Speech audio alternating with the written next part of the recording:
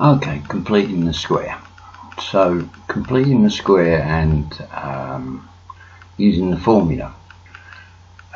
These two things people tend to shy away from because they sound or look scary.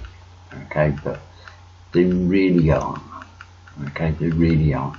The one good thing about the formula and completing the square is it's always done exactly the same way. Okay, there's no variation. It's always done the same way. Now, for good practice, what I did when I was learning this was I took equations that I knew I could factorise. So, for example, x squared plus 6x plus 8. I know I can factorise that. Okay, so we can have two brackets and we will put x in both. Now I know 4 times 2 gives me 8 and 4 plus 2 gives me 6. So I know that in one bracket I can write plus 4 and in the other bracket I can write plus 2. Okay, it doesn't matter which way round because of the commutative law. So if I was to now solve this, x will equal, we take the number and we just change the sign. Okay, so x equals minus 2 and x equals minus 4. Okay, so I know that they're my solutions. So minus 4 and minus 2 are my two solutions. Okay, so now when I complete the square, I should, in theory, end up with x equals minus 2 and x equals minus 4. So when we complete the square, we open a bracket, we take one of the x's from the x squared and we take half of this value, whether it's plus or minus. So if it was minus 6x, I would have minus 3. Because it's plus 6x, I would just write plus 3. Okay, I don't want the x, I just want the number. Okay, and we square this, hence completing the square. Now if I just show you what happens, if I square x plus 3, if anything's squared, it's just itself times itself. So we have x plus 3 multiplied by x plus 3. Now when we multiply this out, you'll see something and hopefully it'll start to make sense. So x times x is x squared, x times 3 is 3x, 3 times x is 3x, and 3 times 3 is 9. Okay, so I've just expanded the brackets. So now I just simplify this. So we have x squared plus 6x plus 9. Now what we can see is we've got x squared plus 6x. And if we go back to our original equation, we've got x squared plus 6x. So x plus 3 all squared will give me x squared plus 6x. The only difference is this number. Okay, and this will always happen.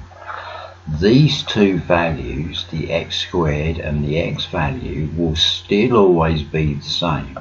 The only difference will be this number. So when we complete the square, I know that these two values are going to come out. The only difference is this number. So all I do is I square this. Okay, so if I square 3, I get, as we can see, we get 9. But I want 8. So to go from 9 to 8, I would need to take away 1. Okay, because x plus 3 all squared would give me this. And if I take away 1, then that would give me x squared plus 6x, 9 minus 1 gives me 8. So it takes me back to this original equation. Okay, so this will equal 0. So now I've done that, this really does become simple. Always this number is going to go over the other side. So I'll have x plus 3 all squared equals, now if the minus 1 goes over the equal sign, it becomes plus 1. Now I want to get rid of this squared. So the antidote, if you like, to squared is the square root. So if I find the square root of anything being squared, I get what's inside. Okay, so if I've got 10 squared and I find the root of n, well, the root of 10 squared is 100, and the root of 100 is 10. So you can see there that applying the root to something squared means that they cancel one another out, giving me the number inside. But if I root the left hand side, I have to root the right hand side. So the root of x plus 3 all squared is just x plus 3, because they cancel out, and I have the root of 1. Okay, so now I have x plus 3. Now the root of any number is always positive and negative. So the square root of 1 is 1, because 1 times 1 is 1. And the square root of 1 is plus 1 or minus 1. Now the reason for that is plus 1 times plus 1 gives me 1. Now minus 1 times minus 1. A minus times a minus is a plus, and 1 times 1 is 1. So you can see there that if you square positive 1, you get 1, and if you square negative 1, you get 1. So if you square any number, positive or negative, you will always get a positive number. Okay, so now what I do is I want to find out what x is. So x equals, this number comes over the other side, so we get plus or minus 1 minus 3.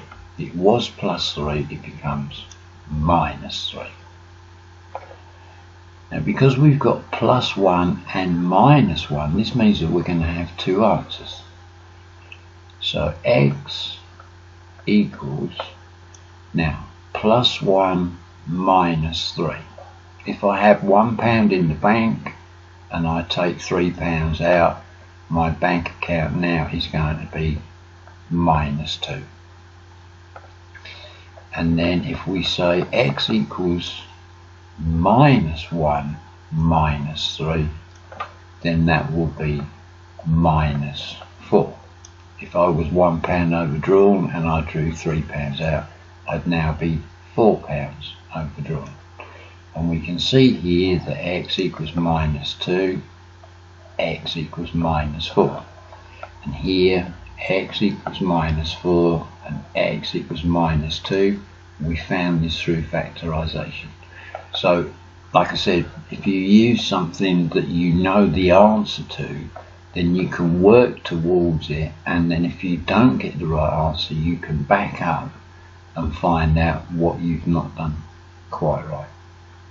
Now, I understand that's a big explanation for something that is fairly simple, but I want you to understand what we're doing and why we're doing it, okay? So we take one of the x's and half of that value. We then just square the numeric value. We find out what it is, and then what do we need to do to it to get back to this number, okay? And invariably you'll need to take away something. The next thing you do, move the number. Okay, that's the next step. The next thing you do is you root both sides. Okay, this never changes. Okay, next thing you do is find the root and move the number. Okay, the number that's with x. And then the next thing you do is you find your x values.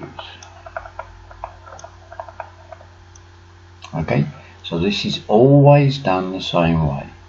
First thing we do is square the number to find out what we've got to subtract. The next thing we do is we move the number. Next thing we do is we root both sides, then we find the root, and then we move this number that's with x, and then from here we can find two values. Okay, so now hopefully you understand the basics of it. I'll just pause it and we'll do another one. Okay, so now we're just going to do this one.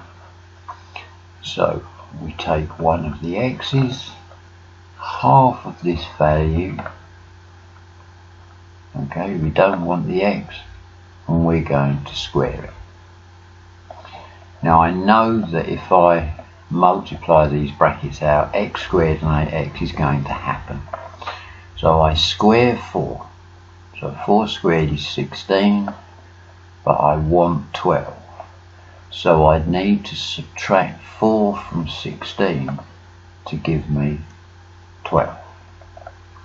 So that equals 0. My next step, move this number. So I have x plus 4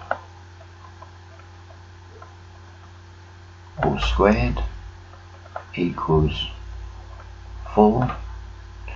Now I root both sides, so I have x plus 4 equals the root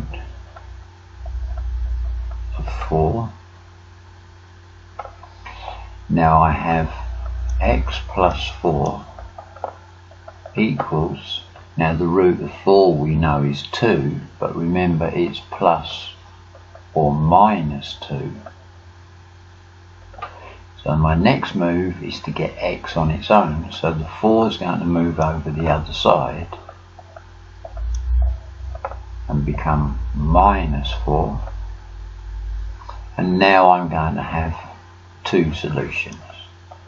So x equals, so we go with plus 2 first, So I've got £2 in my bank account. I take out 4, so I'm £2 overdrawn. And then x equals -2 minus 4 gives me -6. Now you can check using this, because if I multiply -2 by -6, I get +12. So I know that that is okay. Okay, so, and I could have factorized this, okay, but if you use numbers or equations that you can factorize first so that you know what your solution should be, then it becomes a lot easier. Okay, so let's do one where I don't necessarily, or where I couldn't factorize, okay, because this is where you would really use the square, completing the square. So let's say we've got x squared plus 4x plus 1, and that equals 0. Okay, so I take one of the x's, half of that volume, and square it. Okay, so I just square the number, so 2 squared is 4, but I want 1, so I need to take away 3, because 4 take away 3 will give me the 1 that I want. Now that equals 0. So now I move the number over the other side, so I have x plus 2 all squared equals 3. Now I'm going to root both sides, so I have x plus 2 equals the root of 3. Now I find the root, so x plus 2 equals, now square root of 3, 1.732. Is it really sad that I know that? And remember that that's plus or minus 1.732. And then the number goes over the other side, so x equals plus or minus 1.732 minus 2. Okay, so now we're going to find two answers. So x equals, so if we have plus 1.732 minus 2, then I think we get minus 0.268. I think that's right. And then x equals minus 1.732 minus 2 gives us minus 3.732. Okay, and this you would use a calculator for. It's just that I happen to know the root of 3. So you can see it's always done the same way. Okay, so like here I've used an equation where I know the roots and I know my answers are going to be solid numbers. When I feel comfortable with that, I then go to equations where it won't factorize, because obviously these two are not whole numbers, so they don't factorise. So then I have no choice but to either use the formula or complete the square. 9 times out of 10 I'll use completing the square because I find it quicker and easier to do it that way. Okay, so I hope that's helped, and you know, the few tips I've given you may, you know, give you a little bit more confidence. Just play with it, okay? But these steps are done exactly the same way. There's nothing ambiguous about this, you know, where suddenly something changes. Just one extra thing: if you get a positive number here and you move it over and you get a negative number over here, when you come to root it, you cannot find the root of a negative number, so you know you must be wrong. Okay, this number, once it's moved over, must be positive, because if you try to put in the root of -3, it will come up syntax error, and that's because you can't find the root of a negative number. So I hope that's helped, and I'll go on to using the quadratic formula.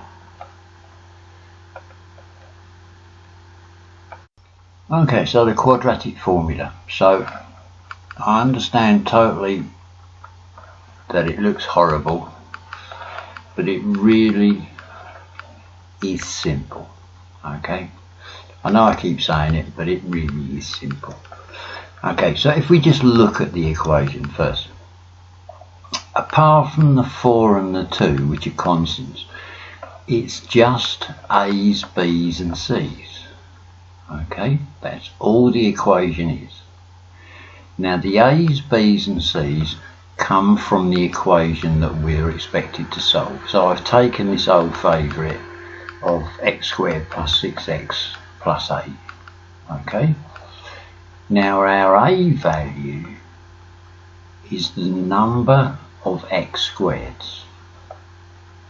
The B value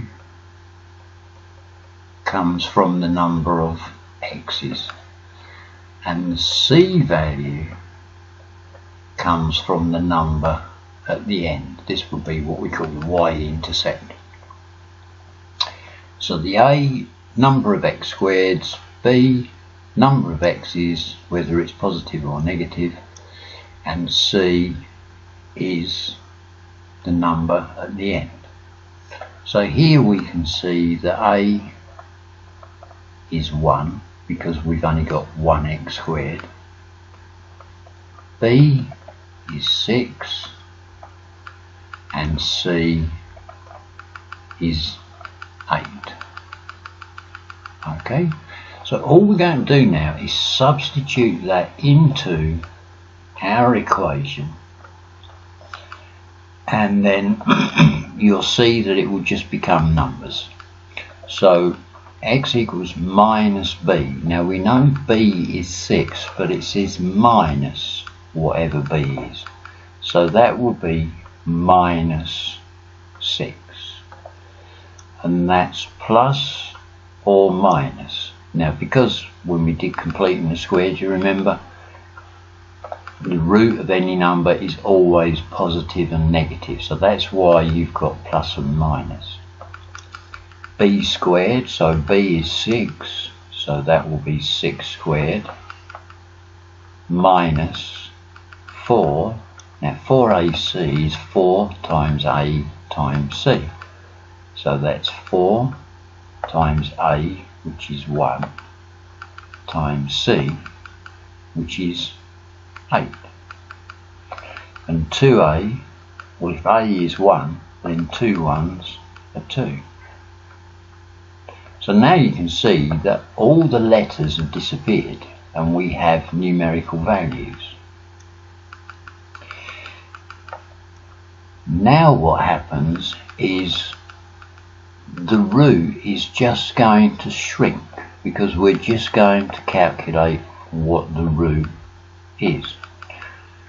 So x equals still minus 6 plus or minus the root of, now 6 squared is 36, minus, now 4 times 1 is 4, and 4/8 is 32, and that's still over 2. The next line, x equals still minus 6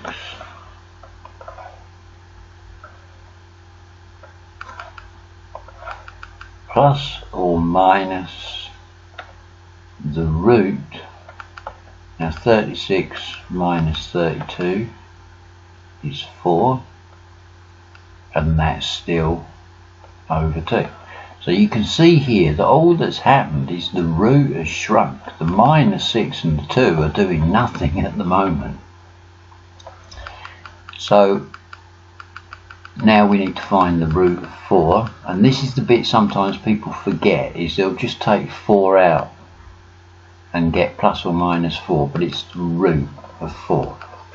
So x equals minus 6 plus or minus, and the root of 4 is 2, and that's all over 2. Now because we've got plus or minus 2, this means that we're going to have 2 answers. So x equals, now minus 6 plus 2. So if I was £6 overdrawn and I put £2 into my account, I will be still £4 overdrawn, and that's over 2. So x equals minus, now 4 over 2 is 2. So x equals minus 2. Now we go with minus 2. So x equals minus 6 minus 2 over 2. So x equals minus 8 over 2. So x equals minus 4, which we know is right because we did this previously. And again, you can check. Minus 2 times minus 4 gives us plus 8. So we know that both of these answers are correct. So again, if you want to practice this, practice it on something that you can factorize and you can get an answer, and then when you work it through you should get the same answers. Okay, and when you feel comfortable with it, then start working on something else. Okay, so I'm just going to pause the video for a second so I can clear the board, and we'll do another one. Okay, so we've got another equation here, and because I'm so confident that exactly the same thing is going to happen, I've just left all this here and taken out the numbers. So the first thing you need to know, okay, you'll rewrite this equation. When you've written this about 6 times, you'll find it will stay in your head.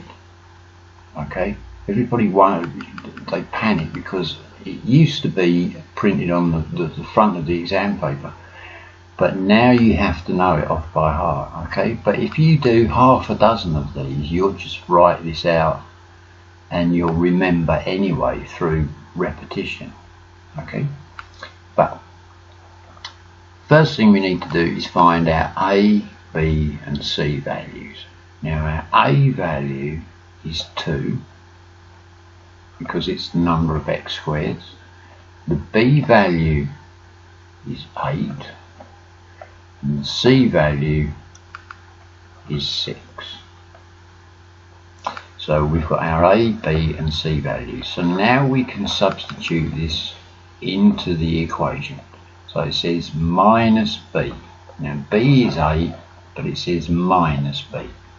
So that's minus 8 plus or minus b squared, so that's 8 squared, minus 4 times a, which is 2, times c, which is 6. And that's all over 2a. Now a is 2, so 2 2's are 4. So all the a's, b's and c's have disappeared and we're just left with numbers. Now all that's going to happen is the root is going to shrink. So here I can write minus a, here I can write 4 because that's not changing. 8 squared is 64. Now 4 times 2 is 8 and 6 8s are 48.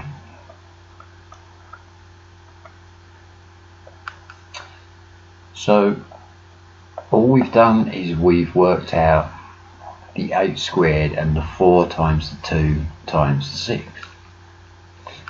So we go to the next line again, minus 8, it's still over 4. 64 take away 48 is 16. So now all we've got to do is find the root of 16. So we've got minus 8 plus or minus, now we know the root of 16 is 4, and that's all over 4. So now we have two values because 4 is plus or minus 4. So x equals minus 8 plus 4 over 4. So x equals, so if I'm £8 overdrawn and I put £4 in my account, I'm still £4 overdrawn, and that's still over 4. So x equals minus, and 4 over 4, anything over itself is 1. So x equals minus 1. So now we go with x equals,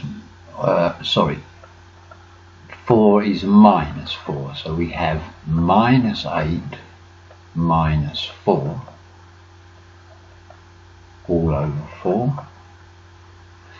So x equals, now minus 8 minus 4 is minus 12 over 4. So x equals minus, and 4's into 12 goes 3. So there are our two solutions. X equals minus 1, x equals minus 3. Minus 1 times minus 3 gives us 3, which would be fine, because if we divided this whole equation through by 2, then we would get x squared plus 4x plus 3, which is fine. Okay, in actual fact, if I was to do this, I would divide this whole equation through by 2 and complete the square. Okay, but you will still get the same answer, you'll still get the right answer. Okay, so I'll pause it and we'll do another one, and this time I'll put a minus in it just to see if I can make you cry, really. Okay, so now we've got an equation.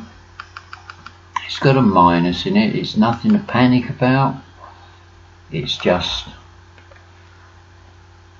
we just give it the respect that it deserves. So A is 3, B is minus 5, and C is 2. So now we've defined A, B and C, we just slot them into the equation. Now it says x equals minus b, so it says minus b.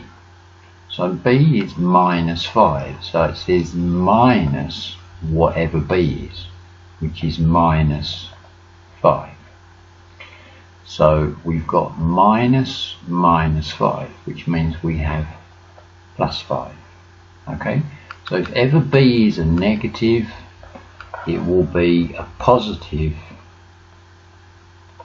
in the quadratic equation, okay, because it will be minus the number, which is minus 5 on this occasion. Okay, then plus or minus b squared, so that's minus 5 squared minus 4 times a, which is 3, times c, which is 2, all over 2a. Now a is 3, so 2a is 6. So you can see again all our a's, b's and c's have disappeared. So we move to the next line. So remember, all that's happening is this root is shrinking. So we have x equals 5 plus or minus. Now remember, if you square any number, positive or negative, you always get a positive answer. So 5 squared is 25. Then 4 times 3 is 12, and 2 12s, 24. And that's still over 6. In the next line we have 5. Again, it's still over 6. 25 minus 24 is 1. Okay. So that gives us x equals 5 plus or minus the root of 1, which is 1, because 1 times 1 is 1, over 6. Okay, so we'll go with the positive one. So we have 5 plus 1 over 6, so that gives us 6 over 6, which we know is 1. Now we go with the negative one, so we have 5 minus 1 over 6, so 5 minus 1 is 4. So we have 4 over 6, which gives us 2/3. Okay, so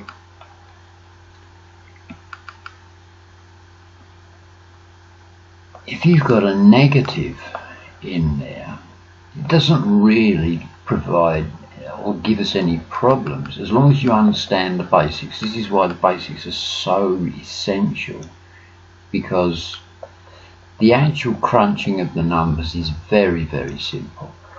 But if you get your signs wrong, it can make a difference. So, as I say, if you get a negative number in a root, you know you're wrong. Okay, that's always a giveaway.